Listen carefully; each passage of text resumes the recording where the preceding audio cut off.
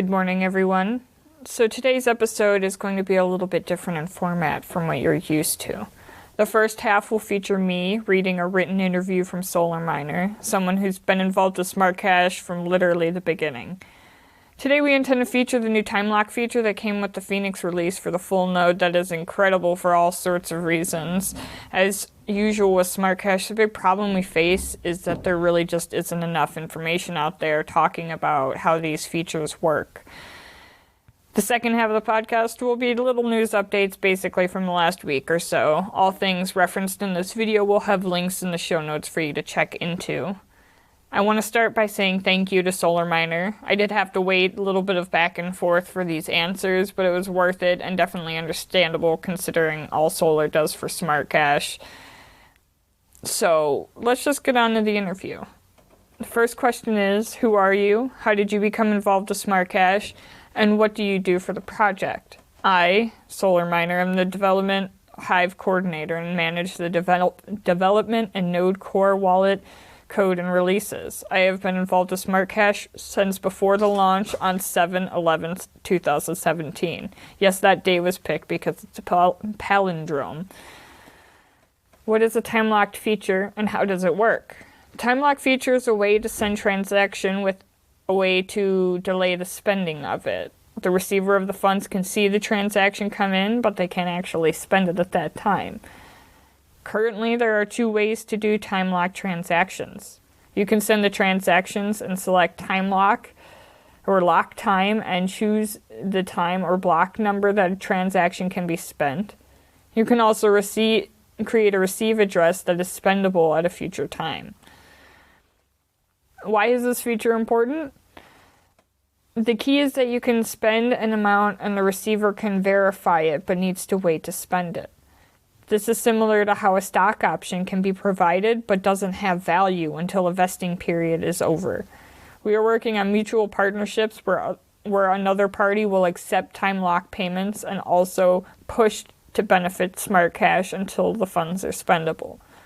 We also have a new feature that will use this called TermRewards. It is a way of locking funds until a certain date and in return are rewarded at a higher rate than SmartRewards. Which wallets will have the feature? The feature is only available on the Node wallet. Who should use this? What are the current use cases for the future? This is targeted to business partners and those that contributed to SmartCash as a way to push people to think about longer-term value for the project. We also have other use cases coming, like the TermRewards I mentioned before, which is available to anyone soon. Do you collect SmartRewards on these time-locked funds? After the release of SmartRewards will not be paid to locked addresses. Instead, specific lock times will be paid based on the TermRewards structure if the transaction qualifies. What is something everyone should know about this feature in SmartCash? I would like to encourage users to come up with the ideas to use this time lock feature. This opens up the idea for future value tokens or something that depends on the future value from a transaction sent today. A Kickstarter-like system could also be set up with ability for anyone to send funds to an address, but with the receiver able to spend at a certain date. Now that's the end of the interview, but I kind of have my own thoughts on this feature. Partially because at this point I have personal experience with it. First, I want to say I think it's perfect for people that want to save but have a really hard time committing to do so. I know I have this problem. I'm going to set aside this much and I'm going to save it for this amount of time. And sometimes life just doesn't work out when you have it there available to spend. Something always comes up. But with this, you could send an amount to yourself in a time-locked transaction, and you have no option but to save. I think that's a useful tool for people in this day and age, especially for those dealing with executive dysfunction. So it's kind of like a way to make yourself save, even if you know that you deep down don't actually want to. And beyond that, I want to point out that I do get paid for the things that I do for SmartCash, and I get paid in this way. I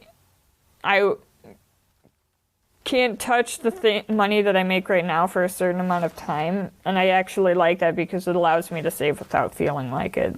So I do work to help SmartCash advance itself with this podcast currently, and other things in the past, and probably other things in the future. But I don't have to, worry about setting aside money to save. It's just everything I make off of this is saved. And it's nice to know that I just have that there and that I can't touch it. Well, I can eventually touch it, but I can't touch it right now, which is comforting. And kind of how things are going with Bitcoin and the current state of the world, I just kind of see the price going up. So by the time I can touch it, it's going to be... Maybe I won't want to. I will say that the wallet it's held in, for me, was confusing to install on a Linux system. The first tutorial that I got, I tried on Linux MX and basically broke that operating system. So I installed Ubuntu and broke that a couple of times, and somehow deleted the ebook I was writing in the process of all of this with bad backup processes. But one tutorial I will share in the links turned that whole frustrating process into literally a one-step thing in the terminal, and it worked, and I've had virtually no problems with the wallet, other than it does take it took a day, because it is the full node wallet, so it has the whole blockchain, and so you have to wait for the entire thing to sync, which, I mean, it's kind of cool still to watch that happen. The wallet itself is beautiful. It's simple. It's got what you need for smart nodes, smart rewards, and also this time-locked payment feature. It's all easy to find, all easy to understand. If you're looking for a way to calculate what you're going to get for smart rewards based off of how much you put in, I'm pretty sure this thing has a calculator in it and tells you, what to expect in terms of SmartCash per month. The nice thing about the preset or the time locked feature is it comes with presets, so you can pick 3, 6 months, 1 year, 1 month. I think even 1 week is an option, or you can set custom times, so you can set to a specific block, like mentioned up above, and that's really interesting. One possible use case for this that I just thought of is for trust funds. A lot of people are looking for innovative ways to save money for their kids' futures, and a lot of them are just doing so in Bitcoin wallets, expecting it to go up over time with the price. But something extra you could do is put that in SmartCash in a time-locked amount that, make sure the kid always has access so they can see it's there, but it won't be available for them to spend until they can, have the mental capacity to do so in a responsible manner. I think that's one way in which it'll be utilized in the future.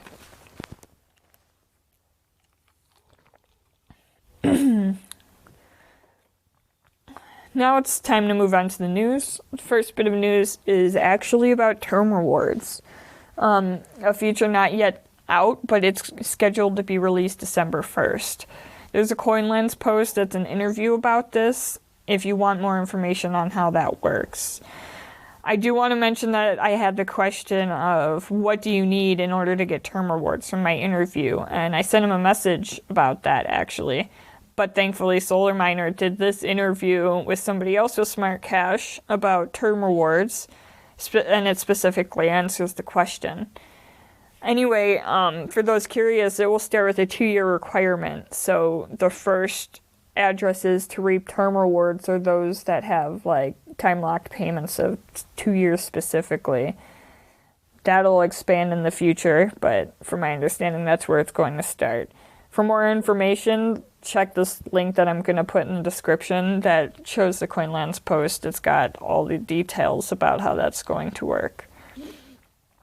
Smart Income released a video explaining the new changes of Smart Rewards. I've covered this a little bit in the past, but it's important to drive home because, now's the time to be making the most possible money off of, well, not money, but SmartCash specifically, because you're not going to be making like fiat or something. You'll just be making more SmartCash into your address.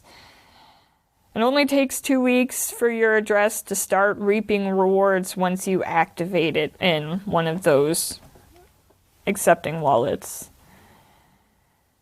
This week, Smart Income shared this, which I didn't actually know, but there's an interesting graphic on Twitter, which I'll share in the description, but it says, did you know that SmartCash outperformed Dash, Bitcoin Cash, and Ripple over this last year? That's pretty interesting to me. Go check out the tweet if you're curious about that.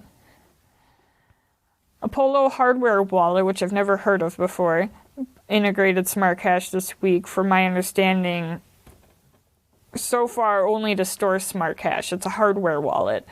I contacted them and asked them if you can buy SmartCash through any means. They mentioned on their website they have exchanges, but they don't explain what those exchanges are and what currencies that they have integrated that you can use there, because sometimes that can be weird. So until we know more on that, for now you can only store SmartCash on that. And then to end the episode, here's a reminder that you can start repeating weekly Smart Rewards benefits now on any amount over 1,000 SmartCash. I mentioned this a little bit before, but this is like currently less than 5 USD, and you can start getting weekly benefits just by having it sit in your wallet. One of our previous guests, Kat, discovered on the show that she has been getting Smart Rewards for over a year now, and right now it's extremely lucrative. So if you're not already doing that, or if you're not sure if your address is activated for Smart Rewards, look into it and make sure that you're getting those benefits that you deserve for holding on to your money, basically. So thank you guys. I know it's a bit of a weird episode. I'm not used to being the only one talking. I like asking questions better and having them answered by somebody else. But in this case, it was worth it because, well, sometimes people are just too busy doing other really important things to make recordings. I get it. It's hard to schedule that stuff in. So thank you, Solarminer, for taking the time to do that written interview with me so that we can share all this information with everybody. Thank you guys for taking the time to listen, and I hope you all have a wonderful day.